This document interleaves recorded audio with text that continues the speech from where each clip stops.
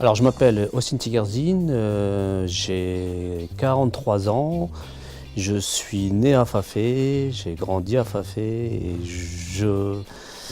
et je continue à être dans le quartier. Mon parcours scolaire, c'est un parcours classique, c'est-à-dire en maternelle, donc c'était à l'école Voltaire, parce que les gens qui habitaient à la rue Fafé donc, dépendaient de l'école Voltaire. Après la primaire, c'était à Voltaire B. En plus, ce qu'il y avait de marrant, c'est qu'il y avait tous ceux qui étaient du quartier juste à côté de la briqueterie et de Brossolette qui, eux, étaient sur Voltaire A. Nous, on était sur Voltaire B, soit disant en passant avec une meilleure équipe. Le collège, le collège Arthur Rimbaud. Pas le nouveau collège Arthur Rimbaud, mais l'ancien collège Arthur Rimbaud qu'ils ont quoi détruit. Et le lycée, lycée par rapport à l'option que je voulais passer, donc j'ai dû aller au lycée Tulier, parce que c'était là-bas qu'ils faisaient les cours d'arabe, donc puis comme j'étais en LV1 arabe, donc j'ai fait à Tulier, puis après, c'est parti, après le bac, donc un bac scientifique, donc une première année de maths, je ne me suis pas plu, après j'ai bifurqué sur une première année de sociaux, donc ça m'a bien plu, et comme je me suis marié très tôt, donc je suis rentré très vite dans la vie active, et par des contrats aidés, par des contrats jeunes, et ça m'a permis de me former dans les métiers de l'animation. Donc j'ai eu un EBTEP, option loisirs tout public. Par rapport à quoi? Alors c'est par rapport à l'école, oui, j'en avais plein.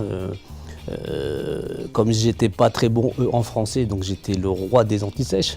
Ça c'est pas très bien, donc il faut pas les faire. Après, comme j'ai vu que ça marchait pas tout le temps, donc j'ai commencé à avoir un Becherel, et là j'ai vu que c'était pas si difficile que ça. Mais après, la plus belle des anecdotes, c'est celle que j'ai eue au quartier, donc les bâtiments bleus. Après, juste pour en citer une. Nos jours, quand on fait un match de foot, c'est 90 minutes. Nous, à l'époque, c'était 2-3 heures.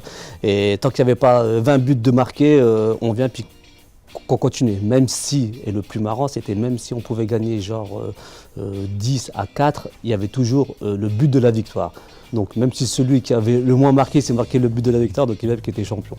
Donc je ne vous raconte pas les fins de match parce qu'on devait toujours rejouer le but de la victoire. Alors là maintenant je suis animateur jeunesse pour la ville d'Amiens. Après de l'animation, j'en ai fait quand j'avais 17 ans. C'était histoire de me faire un job d'été, donc passer par un BAFA. Après c'est comme j'avais dit, donc comme je suis rentré très vite dans la vie active, donc je me suis formé. Ça c'est l'important de se former, donc j'ai eu un BTEP, ce qui m'a permis après de passer les concours de la mairie d'Amiens. Et c'est comme ça que j'ai eu le concours, donc j'ai intégré la mairie d'Amiens sur un poste d'animateur jeunesse. Et là maintenant, comme à l'époque quand j'étais petit, donc il y avait des animateurs, des éducateurs qui s'occupaient de nous, je fais exactement pareil, mais avec le public 16-25. Alors déjà, juste pour dire, c'est pas parce qu'on est au quartier que automatiquement on vient et qu'on est des losers. Non quoi, c'est faux. On a une richesse, c'est qu'on a envie. Voilà. Donc quoi qu'il arrive, il faut avoir envie. Moi le conseil que je dis tout le temps et que je dis à mes enfants, soyez curieux de tout. Soyez curieux et travaillez à l'école. Travaillez à l'école.